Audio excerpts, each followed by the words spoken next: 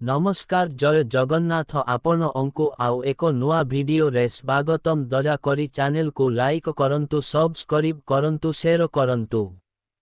कर्ण अंक मृत्यु। द्रोण अत्यंत भयंकर थिले।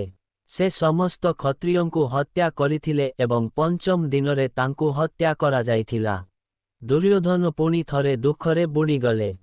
सेही समय रे कर्ण तांको सेनार नेता हेले। अर्जुन पांडव सेनार आदेश पाइले।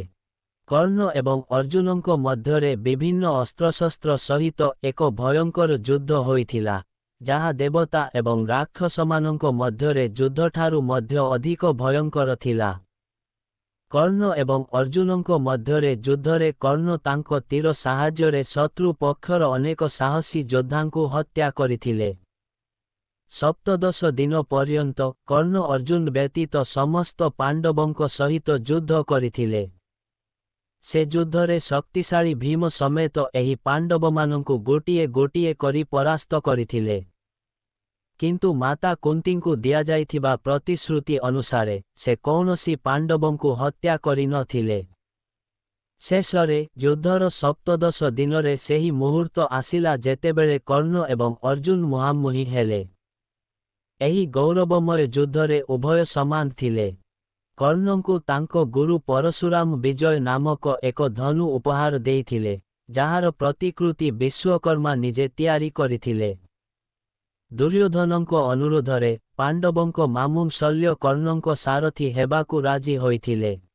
प्रकृतरे अर्जुनंको सारथी स्वयं श्रीकृष्ण थिले एवं कर्ण जे कौनसी क्षेत्ररे अर्जुनंको ठारू निकृष्ट न हुअंती ताहा निश्चित करिबा पाई शल्यंकु सारथी हेबाकु अनुरोध करा जाइथिला, कारण तांको पाखरे जने दक्ष सारथींको पाखरे थिबा समस्त गुण थिला। युद्ध समयरे अर्जुनंको तीर कर्णंको रथरे बाजिला एवं तांको रथ किछि गज पछकु चालीगला।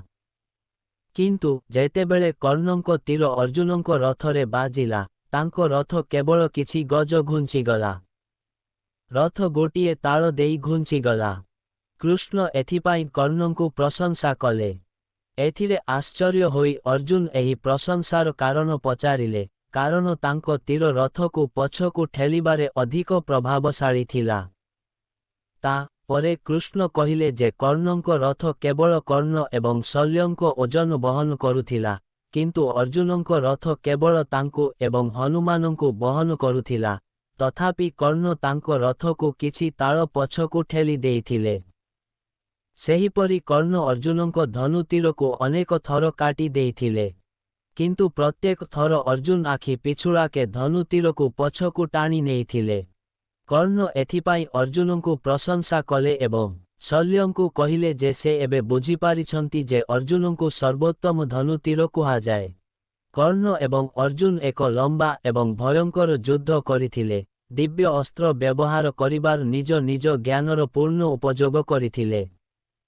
कर्ण अर्जुनंको मुंड काटिबा पाई नागस्त्र व्यवहार करिथिले, किंतु श्रीकृष्ण सठिक समयरे रथकु भूमिरे टिकिए बुड़ाई देइथिले, जाहा अर्जुनंकु रक्षा करिथिला।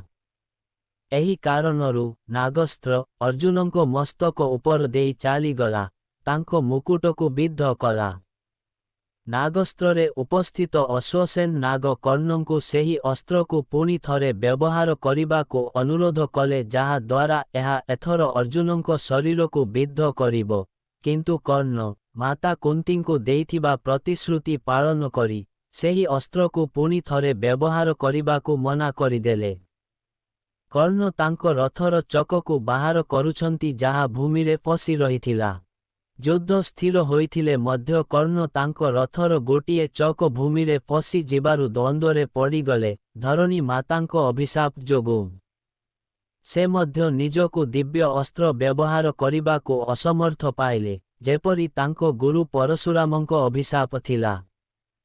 ता परे कर्ण तांको रथर चककु बाहर करिबाकु ओह्लाई अर्जुनंकु युद्धर नियम पालन करिबाकु एवं किछि समय पाई तांको उपरे तीर निक्षेप बंद करिबाकु अनुरोध करंती।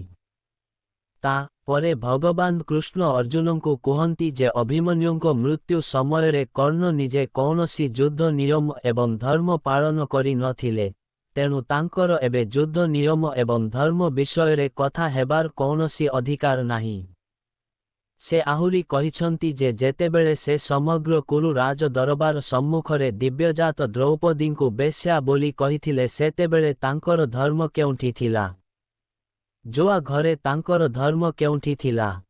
ତେଣୁ ବର୍ତ୍ତମାନ ତାଙ୍କର କୌଣସି ଧର୍ମ କିମ୍ବା ଯୁଦ୍ଧ ନିୟମ ବିଷୟରେ କଥା ହେବାର କୌଣସି ଅଧିକାର ନାହିଁ ଏବଂ ସେ ଅର୍ଜୁନଙ୍କୁ କହିଥିଲେ ଯେ କର୍ଣ୍ଣ ଏବେ ଅସହାୟ, ବ୍ରାହ୍ମଣଙ୍କ ଅଭିଶାପ ସତ୍ୟ ହେଲା, ତେଣୁ ତାଙ୍କୁ ହତ୍ୟା କରିବା ଉଚିତ। ଭଗବାନ ଶ୍ରୀକୃଷ୍ଣ କହିଥିଲେ ଯେ ଯଦି ଅର୍ଜୁନ ଏହି ଗୁରୁତ୍ୱପୂର୍ଣ୍ଣ ସମୟରେ କର୍ଣ୍ଣଙ୍କୁ ହତ୍ୟା ନ କରନ୍ତି ତେବେ ହୁଏତ ପାଣ୍ଡବମାନେ ତାଙ୍କୁ କେବେ ହତ୍ୟା କରିପାରିବେ ନାହିଁ ଏବଂ ଏହି ଯୁଦ୍ଧ କେବେ ଜିତିପାରିବେ ନାହିଁ।